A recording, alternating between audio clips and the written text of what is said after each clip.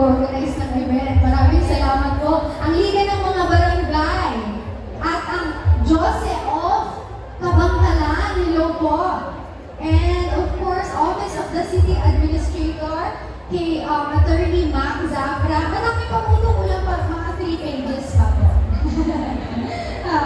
And of course, different departments